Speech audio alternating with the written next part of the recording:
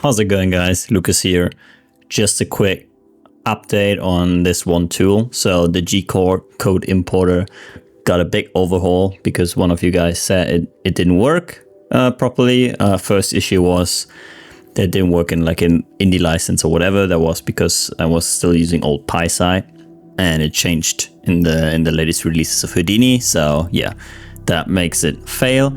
That is fixed now, and then we realized, okay, it doesn't really read a file from the Bambu-style correctly. So I adjusted that as well, and then went into like a big overhaul with quite a bit of fixes. So what is fixed now, and I can demonstrate that later, is we now have the option to select the slicer. So we can select between Cura, Bambu, or Orca, which is pretty much the same, or Prusa and SuperSlicer. Well, that's the Prusa slicer. By default, it's auto detect, so it should in theory check your file for like certain names and certain commands to realize what file it is. So auto in theory should work for everything, but you have the option to pick now. Then I'm not supporting gcode files only anymore. I'm also supporting the new gcode.3mf files, which come from Bambu, for example.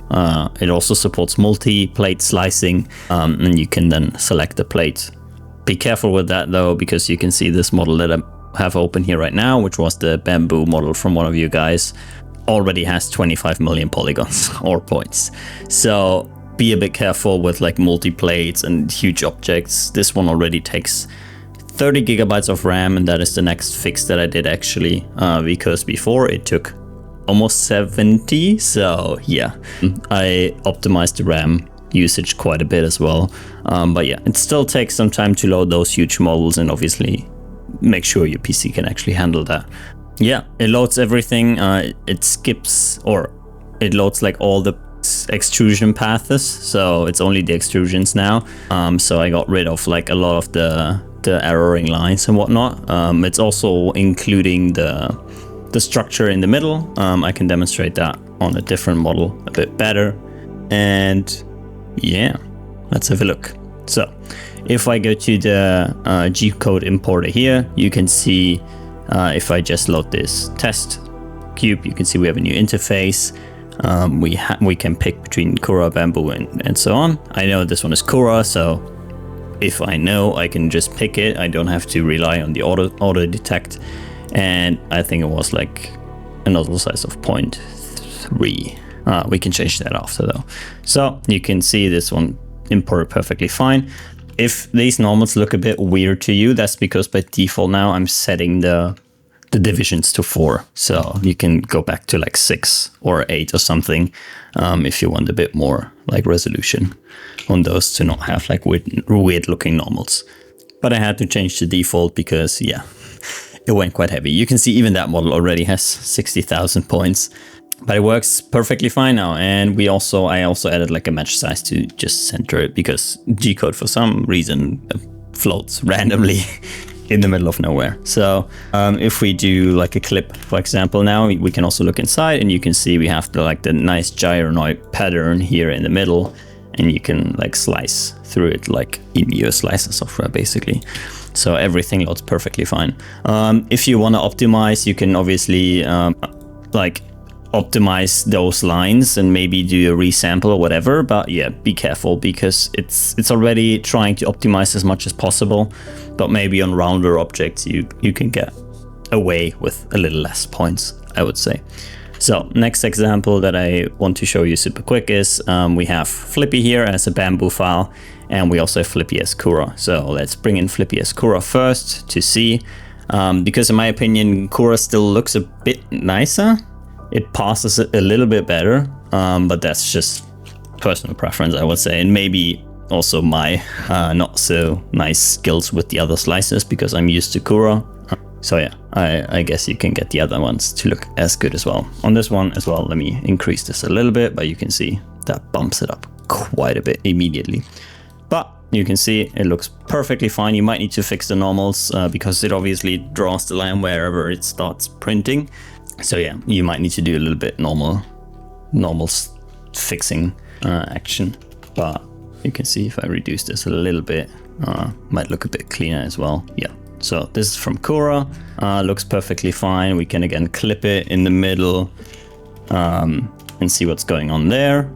And you can see perfect German pattern in the middle as well. And we have 3 walls and you can move through it as well. But as I said, the bigger the model, the slower everything gets, because that's quite a bit of geometry. So be careful with that, or use like a hair renderer and only render the lines or something. Should work in most render engines. Actually, you technically don't need the polywire, but obviously for viewport preview purposes makes sense. Then let's have a look at the Bambu one as well. So this one, I know it's Bambu. I don't know what I picked on the other one, to be honest. So let's just load that. Did I actually click OK? Yeah. So you can see those files take a little bit longer to load. Not quite exactly sure why. I think it's because of my slicer settings, because it's not as optimized as the Cura one. So it uses a bit more material, which ergo means you also have more points in Houdini. But you can see after a while it's loaded up. And again, you might need to fix a few normals here and there, but the general thing is here. And yeah, as I said, I'm more experienced with Cura, so this one looks a lot cleaner with the Cura slicer. But this really depends on what you had in your slicer settings. And maybe we go up to 6 here as well, in terms of making this look a little bit nicer. Let's see, but you can see this already takes quite a bit of calculation. We are already hitting 3 million points now, so this is a lot more than the Cura one. But again, that only depends on what you're slicing.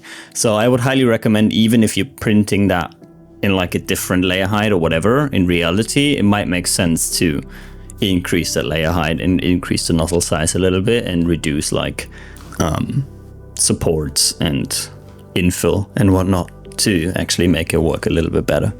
Yeah, I think I went over pretty much everything. I hope this works out for you. As I said, it should be way more supple on your RAM, and better to use. And yeah, if it fails for any of your prints, please let me know and send me those files, because then I can do a little bit of analysis and see how they work, because every slicer and every printer has like different commands and whatnot. So yeah, might be worth just trying out to do a basic Cura slice, or yeah, send me the files and I will see what I can do. But I tested with my Bambu slices, I tested with the shoe from one of you guys, and I tested with the Cura slices. The shoe actually needed about 4 minutes to load, so be aware of that. It might take some time to load if you have like heavy models. All right, cool. See you in the next one.